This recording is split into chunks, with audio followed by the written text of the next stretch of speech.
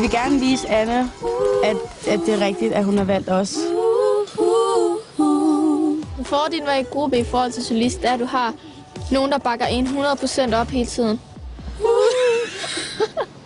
Nu må jeg så ikke grine.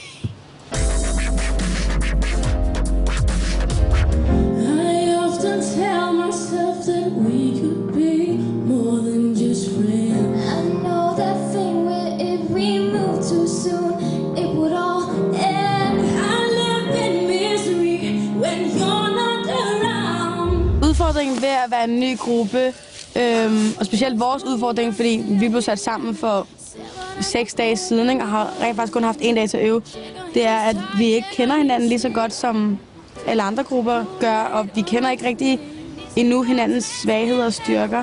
Det er jo først noget, vi får hen ad vejen, eller lærer hen ad vejen, ikke? Så det er helt klart en udfordring også. Hvad er det gode ved at være i en gruppe? Altså det fede, det er jo, at man ikke nødvendigvis sådan er i spotten selv hele tiden. Altså det er jo ligesom om, at det bliver fordelt lidt, hvornår man kan give den fuld skrue, ikke? Og det vil sige, at man kan også back off nogle gange.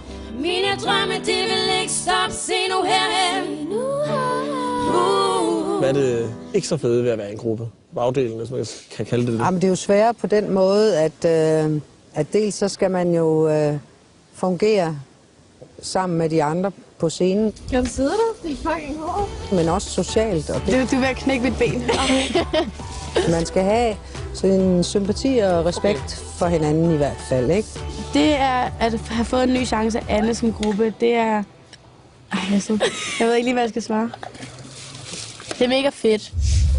Noget af det første, der sker, når man kommer helt til liveshowsene, er, at man skal have lavet packshots. Sådan nogle super lækre billeder med ild og flammer og alt muligt. Og et eksempel på, hvordan rigtig lækker packshot ser ud, kommer lige her.